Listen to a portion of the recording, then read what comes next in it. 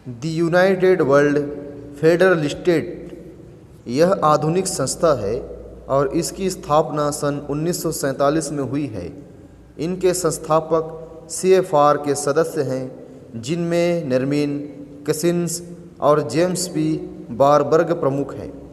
James P बारबर्ग ने एक बार कहा था, हम एक विश्व सरकार बनाकर रहेंगे, चाहे आप इसे स्वीकार करें या ना करें। UWM की स्थापना का उद्देश्य CFR के गुप्त एजेंडा को संसार के सामने रखना है। CMR गुप्त रूप से काम करती है, इसलिए UWF के द्वारा एक विश्व सरकार का प्रचार कार्य होता है।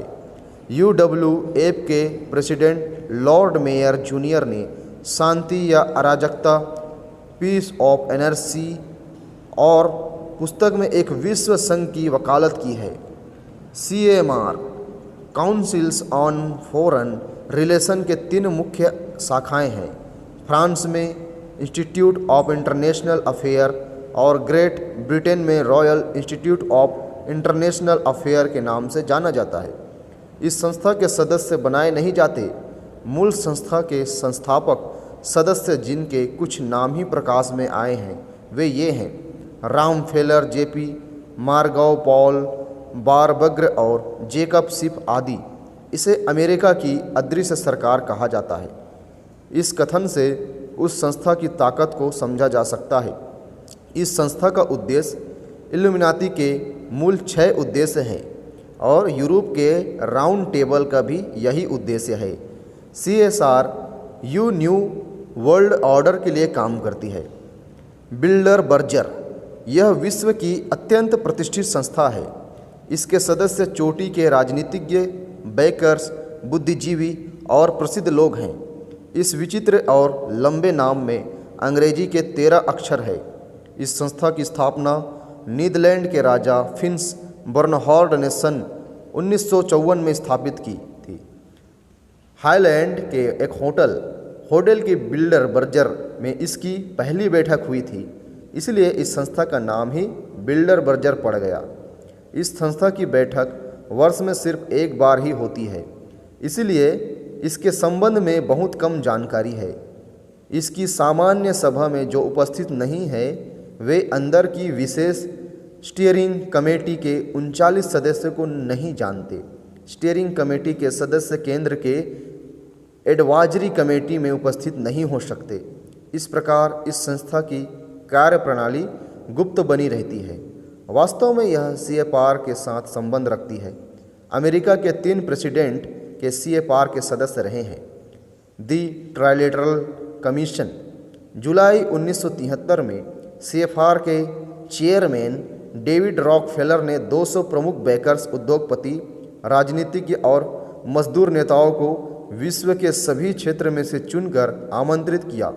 इस सभा में 35 CFR के सदस्य और जिमी कार्टर मौजूद थे। उस सभा में बहुराष्ट्रीय योजना आयोग बनाया गया। यही दी ट्राइलेटरल कमीशन बनी। जिमी कार्टर बाद में अमेरिका के प्रेसिडेंट बने। तब उन्होंने ट्राइलेटरल कमीशन के सदस्यों को अपने कैबिनेट में स्थान दिया था। यह संस्था यूरोप और जापान में सक्रिय है, परंतु इसका शैतानी त्रिभुज पूरे विश्व पर केंद्रित है। दी क्लब ऑफ रोम इस संस्था के संबंध में सामान्यतः यही विचार है कि यह एक बुद्धिजीवियों की उद्देश्यहीन संस्था है। इस संस्था में उद्योगपति, वैज्ञानिक, पर्यावरण वैज्ञानिक, अर्थशास्त्री, बैकर्स और मानवतावादी नेता है। यह सन 1972 में अस्तित्व में आया और उसी समय एक पुस्तक प्रकाशित की, दी लिमिट्स टू ग्रोथ, उत्पादन की अंतिम सीमा। इस पुस्तक में भविष्य के लिए यह घोषणा की गई थी कि अकाल के होने से विश्व व्यवस्था चौपट हो जाएगी जब तक बहुत जल्द जनसंख्या वृद्धि को रोकने का उपाय न किया जाए। इस संस्था के नाम 13 अक्षर हैं और यह 7 लोगों की प्रशासनिक कमेटी है। सामान्य सदस्यों के रूप में 25 देशों के करीब 100 सदस्य हैं। इटालियन उद्योगपति और अर्थशास्त्री डॉक्टर पेक्शेआई ने अपने संवाद में कहा कि नई अंतर्राष्ट्रीय व्यवस्था को स्थापित करने के लिए सिर्फ नई अर्थव्यवस्था ही नहीं वरन सामाजिक और राजनीतिक बदलाव आवश्यक है। इस विचार के पीछे एक विश्व सरकार की नीति काम कर रही है।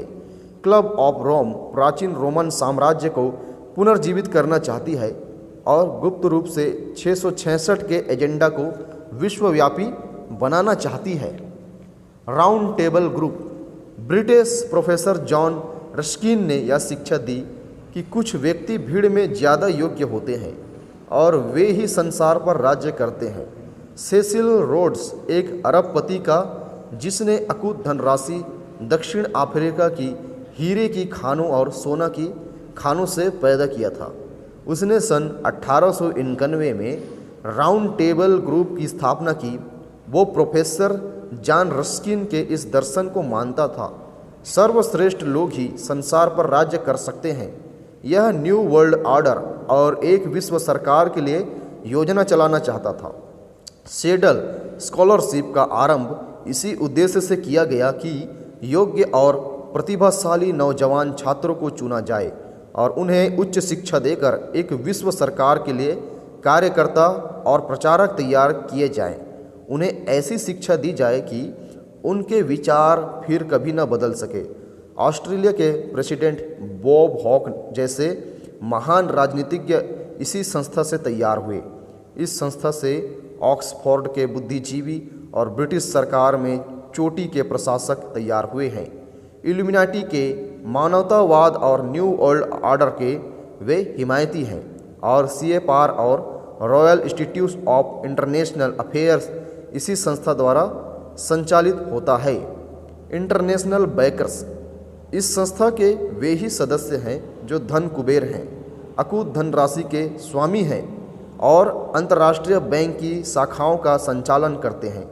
ये बड़े देशों से भी अधिक धन के स्वामी हैं और देशों को कर्ज देते हैं।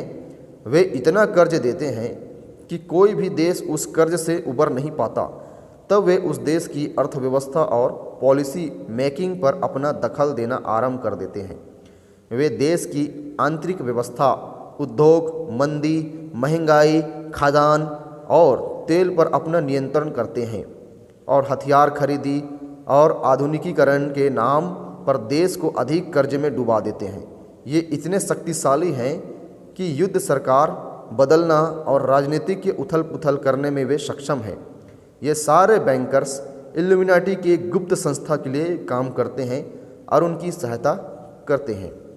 प्रेज़ द लॉर्ड दोस्तों, मिलते हैं अगले वीडियो में। तब तक लिए जय मसीह की। चैनल को लाइक कीजिए, सब्सक्राइब कीजिए ताकि रेव ज्ञान प्रकाश दास जी के द्वारा लिखा हुआ विनाश के पुत्र के बुक्स के बारे में जो पार्ट 1 का और हिस्सा बाकी है उसको हम अगले वीडियो में आपके लिए लेकर आएंगे। तब तक के लिए जय मसीह की। बने रहे हमारे साथ ताकि अंत के दिनों में क्या हो रहा है, इस देश में क्या चल रहा है, आप सभी को जानकारी मिलती रहे। सभी को जय मसीह की।